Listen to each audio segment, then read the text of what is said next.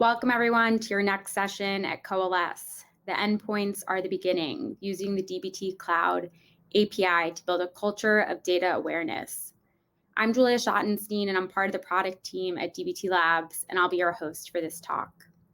Over the next 30 minutes, we're going to hear from Kevin Hu, the co-founder and CEO of Metaplane.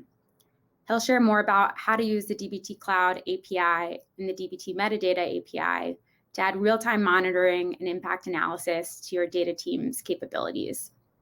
I love this talk so much because Kevin built some awesome things using our APIs. Over the next year, we're going to invest a lot more into our APIs so that possibilities of what you can build and do with DBT Cloud will grow significantly. I invite you to contribute to the conversation in our DBT Slack channel, Coalesce DBT Cloud API, and Kevin will answer your questions at the end of his talk. So without further ado, over to you, Kevin. Hi, everyone. Thank you, Julia, for the great introduction. I hope everyone has had an awesome time at Coalesce so far. I know that I've learned a lot. I'm Kevin. I'm the co-founder of a data observability startup called Metaplane, but I'm not here to talk about Metaplane. I'm here to talk about the coolest piece of technology I've encountered in the past few years, and one that we use a lot at Metaplane and that our customers use a lot, which are the DBT Cloud and Metadata APIs. And specifically, this talk is going to show you how you can use those APIs to help build a culture of data awareness. Now, the session is structured very simply. It's like a sandwich. First, we're going to establish some common ground by talking about what is the problem, right? What is the current state of data awareness? And just to skip ahead, it's like debugging in the dark. But then we'll go into what are the technology shifts that made it such that we have a new attack on this problem today. And the main substance of this talk is going to be in the solution, where we're going to jump right into a Jupyter notebook and talk about how you can accomplish 3 specific jobs using the cloud and metadata APIs. And lastly, we're going to wrap up with a little bit of discussion of, okay, what can you do now? And also, one takeaway from this talk is that you will have a linked GitHub repo with a notebook that you can plug your API into, run it from the top, and see how it looks for your organization. So we've heard a lot about data becoming a product, right? Data moving beyond the main vein of powering business intelligence and reporting applications, which are still very important, to powering all sorts of other use cases, from machine learning and artificial intelligence to being plumbed back into your go-to-market tools using reverse ETL tools to powering in product experiences. And this is awesome. More use cases, more data, more stakeholders. I'm definitely not complaining, but there is a drawback, which is as we collect more and more data, there's more and more surface area to maintain. Now, you probably have hundreds, if not thousands or tens of thousands of tables and dashboards, and ain't nobody gonna audit all of that. So the surface area gets larger and larger. The opportunities for breakage increase, which leads to lost trust throughout the organization. And then the question is, okay, how do people currently get awareness of data today? And there's this great state-of-the-art method called EDT, or executive-driven testing. So if you're a data practitioner, you're probably no stranger to Slack alerts like this one from a head of marketing saying, hey, data team, why does the revenue dashboard look broken? And once you receive this alert, you know what happens. Poor decision making by stakeholders, you lose trust with the organization. You have to start having a bunch of one-on-ones to start regaining that trust, and you have lost time for the data organization. So whatever you had planned for the afternoon, yeah, see you later. But let's dig in a little bit deeper and ask, why is this question difficult to answer? To systematically answer this question, we need to know the answer to 3 sub-questions. What's going wrong right now? What's the impact? How can I fix it? Is this revenue dashboard actually broken? Did some upstream table not get refreshed? And then how can I fix that? And to us, there's a huge irony here, which is that as data practitioners, we provide the data for other teams to make informed decisions. But ironically, we often don't have the data to make our own informed decisions. And that data about data is metadata. And one takeaway from this talk is that metadata is like data for the data team, right? Without metadata or information about how your data systems are running, about the state of your data, it's hard to know what exactly to work on and what the impact of your work is and whether or not everything is in the state that you want. And in previous generations of data tooling, this metadata was pretty difficult to get your hands on. I'll take what I can get, but it was hard to accomplish the jobs that we want to accomplish until recently. And DBT, of course, we all know and love DBT, but you may not know that there are two amazing APIs that DBT provides. One of them is the Cloud Administrative API. It's like a RESTful API for doing CRUD operations on jobs, runs, run artifacts. You can imagine starting or deleting a run. And then there's a metadata API. And the metadata API is super exciting. I know Julia mentioned that there's a lot of work going in this direction where it's a one-stop shop, a GraphQL API for metadata about every type of node, models, sources, seeds, tests, you name it. I'm very excited to see how this unfolds in the coming months. And so to tie it back, right, those three questions correspond to three jobs that we want to accomplish. One of them is real-time monitoring. The second one, what is impact analysis? And the third is how do I fix it? Historical understanding. And with that, let's jump into my handy dandy notebook and let's code. I'll give you all a second to type in metaplane.dev/coalesce, or you can go straight to the GitHub repo.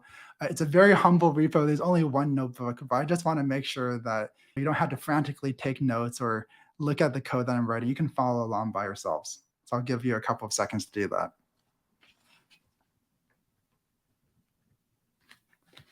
Okay, let's do it. So here we are in my trusty notebook. We're going to start from the top and say, okay, import some packages I'm going to be using later. I'll go into depth about what these packages are, but to summarize, it's tools for retrieving information from an API, manipulating data, and visualizing data. Now we go on to the setup.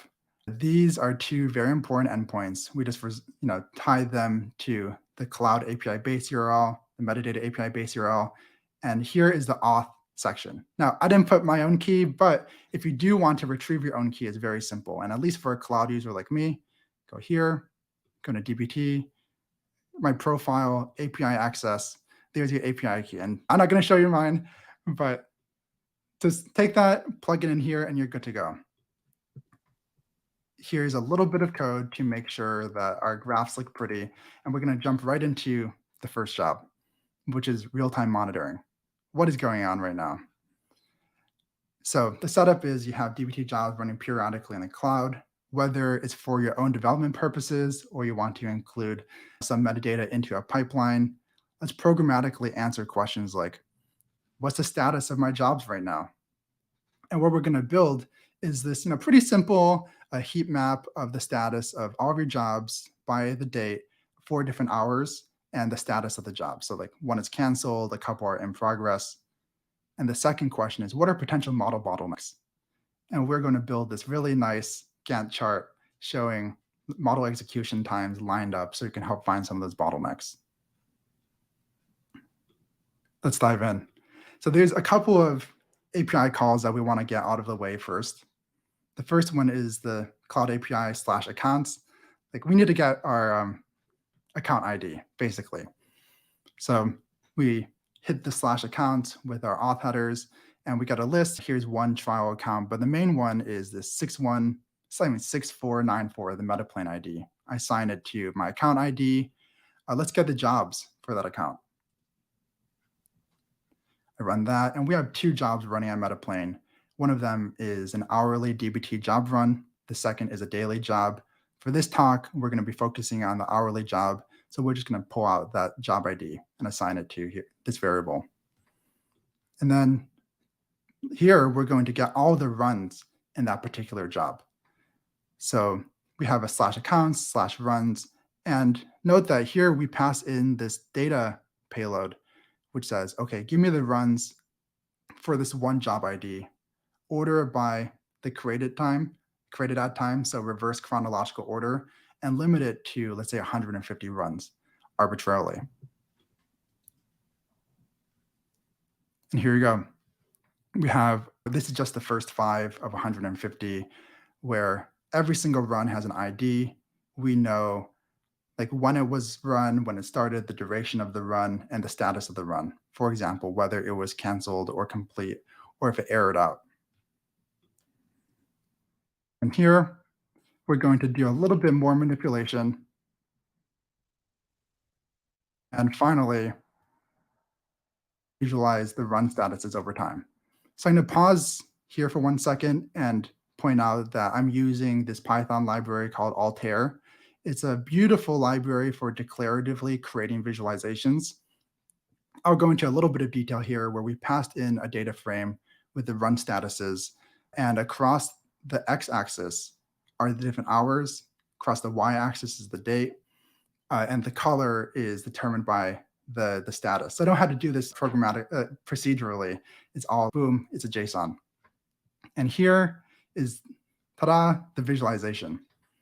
And we can see, okay, for the past 150 runs, some were canceled, some errored out, but 5 of them are in progress, which leads me to think, perhaps there's some queuing behavior going on, whether my Snowflake warehouse has a long-running job that's slowing down the rest of the queries, or I made a mistake in pushing bad code to the stag. One follow-up question might be, okay, if it is the latter case, what could be going wrong with this particular job?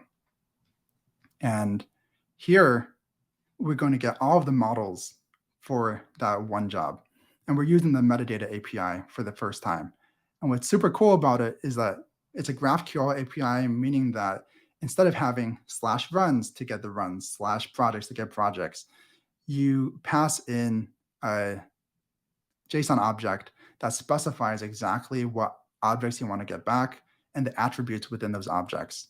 So for us, we care about the models for this one job, the name, the unique ID, the execution time, and so on of those models.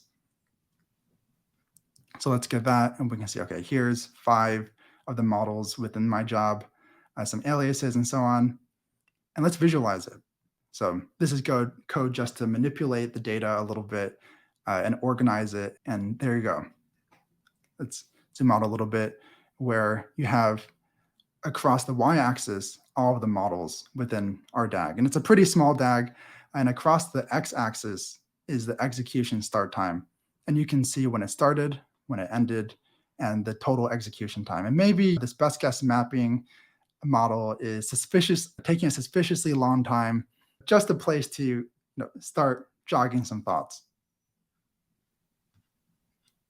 Just to recap what we did in that section, we use the dbt Cloud API to retrieve metadata about your account, jobs, and job runs. We displayed job run statuses in a heat map, and we use a metadata API to create the data for this nice Gantt chart. Some future work that you can do here is, one, you can store that information back into your data warehouse, so you no longer have to call the API. You have all the data there already. You can display it in a BI tool, and you can maybe programmatically surface some bottlenecks. But that's the first job to answer the question of what's going on right now. For job number 2, of impact analysis, we know that when you're writing code, it can sometimes feel like punching out a block on a Jenga when you're playing Jenga. It's, okay, I don't know what's going on. Let's just hope for the best. And one particular question is, okay, you're changing existing models in a dbt DAG. You might want to know what the downstream impact is of those changes. What we're going to do is use the Cloud API again to retrieve the manifest, to reconstruct your DAG programmatically, and then say, okay, for any given model, can I get all of the successors, so downstream nodes, or all of the predecessors in the upstream nodes? And given that we model the DAG programmatically, let's say that you're trying to refactor your jobs, warehouse consumption is increasing for some reason, I don't know, where are some good places to start? And from there, you might want to get models organized by the number of downstream dependencies. And this is what this histogram is showing you. But let's hop in there. So Here, we're just creating a little widget. Let's select the latest run ID. And to give you a sense, right, now we're using the /account/run. So for one given run, give me all of the artifacts. And I love this endpoint because here you have all of the artifacts that you want, a list of them, your catalog, the compiled SQL files, your manifest. I feel like Indiana Jones right now. I can pick whatever I want.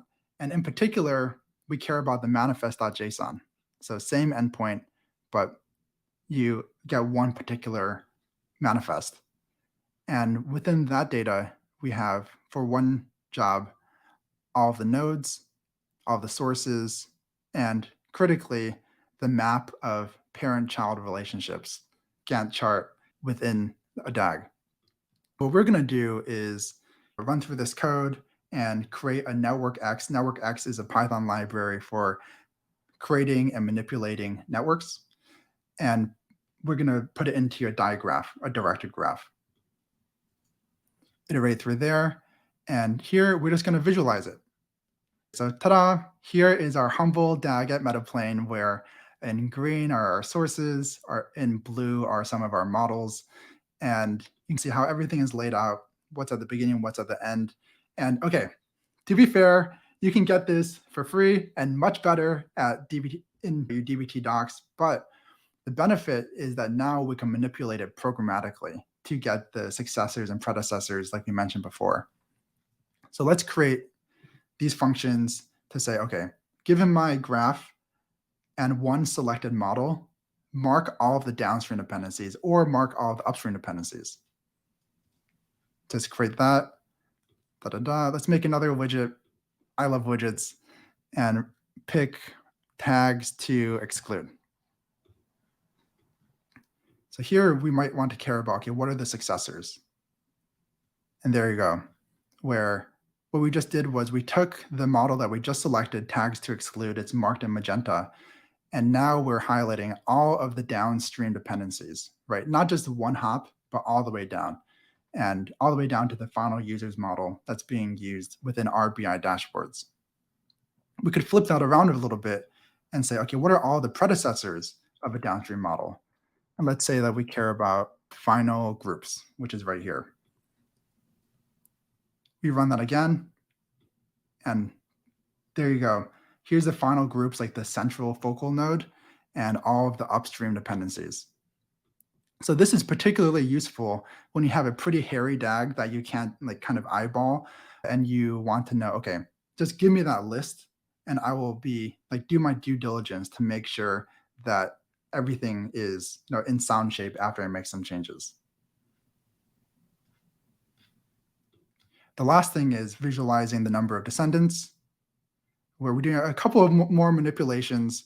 And here's a list of all of my models. Green is source, blue is a model sorted by the number of descendants. If I want to start refactoring, let's say that the DAG is slow again, here is a good place to start, because if I make an optimization here, it'll propagate all the way down. But just to recap, we use the DBT APIs to retrieve the DAG of a specific job, and we visualize as a network, got the descendants, got the predecessors, and use that network to understand the number of descendants of each model. What's next? You can go so ham on some deeper network analysis here.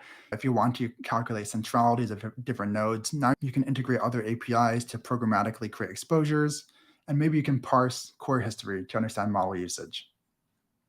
But just to wrap it up, here's a third and final job, which is understanding, okay, we go beyond understanding what is happening right now to understanding the DAG to understanding what happened over time. So as you increase the size of your source tables and the complexities of your DAG, our job run's starting to take longer. We're going to create this job run duration chart over time. And two, if job runs are increasing, which specific models are taking more time? And we're going to create this. So let's jump ahead a little bit because we're using all of the APIs that we already got to know a little bit here.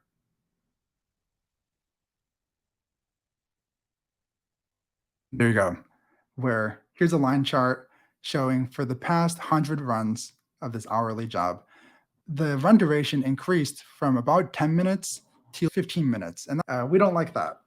And the follow-up question might be, okay, how do I understand which particular models in this job contributed to that increase?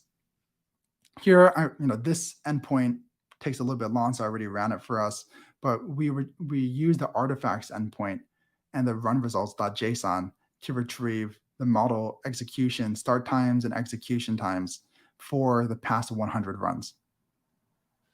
And what we see from there is, okay, now this is like the Gantt chart that we saw up top, where for one run at one point in time, we got the waterfall of different models. Here we're visualizing that waterfall kind of over time for the past 100 runs. And we picked out the five longest running models on average, just to keep it clean. And we can see that of those five, okay, this best guess mapping model really hiked up from around like less than 10 seconds to over a minute, and that's increasing over time. And the downstream model, which we saw before, of final users also increased. Not too much, but there's something yet. I'm not sure what's going on there. With those three clues, you can sit down in your thinking chair and we can figure it out. But to recap that section, we use the dbt Cloud API to understand job run durations over time, both by run on the top level and broken down by model. What's next? You can start adding some anomaly detection to understand, okay, can I get an alert every time that there's a spike in the job run duration? And maybe I can integrate those alerts with existing BI and alerting systems. But yeah, that's the end of the notebook. Hopefully you all checked it out on GitHub, but let's pop back to the slides. To recap, what's going wrong right now? Real-time monitoring. What's the impact? Impact analysis. How do I fix it? Historical understanding. And all of that was just to give you a little taste of what you can do with the API. You can think of it more of giving you a place to jump off from when you decide to explore for yourself. As for what's next, there are so many use cases. It's very exciting. One common one is change management. Whether you're migrating from one ETL tool to another, or you're migrating from one warehouse to another, you want the metadata to understand that your migration is going smoothly. Two is data discovery. Now you have all the metadata about your DAG. Perhaps you want to integrate that into a third party or a homegrown data discovery tool like a catalog. Three is you might want to trigger other workflows or automation. And four, now this is still within your team, right? Not, the whole organization can't be using this notebook. But if you store that metadata back into your warehouse and use the visualization tools that we already know and love, you can provide awareness to the broader company. We also today only went through basically the GET requests, but there's plenty that you can do by way of creating, updating, triggering, and deleting jobs. And now you can experiment for yourself. So just to summarize, ironically, data teams frequently don't have the data to answer our own questions. The dbt Cloud and metadata APIs have that metadata, and you can use that metadata in useful ways to increase data awareness. There's the GitHub repo. I've loved every talk at Coalesce so far, but one in particular by Jonathan and Kevin from Snap Commerce yesterday about observability within dbt. I learned a lot from this talk, and it's a great pairing with what you just heard. And with that, I'd like to thank the dbt team for organizing yet another amazing Coalesce. A special shout out to Bar, my speaker advocate, and PM on the metadata team. I only use the API. She's building it. She and her team are doing an amazing job. I'll definitely follow her. And with that, we use the dbt APIs. All of our customers use them, and you should also use them. So I'm happy to answer any questions in the Slack. Thank you for tuning in.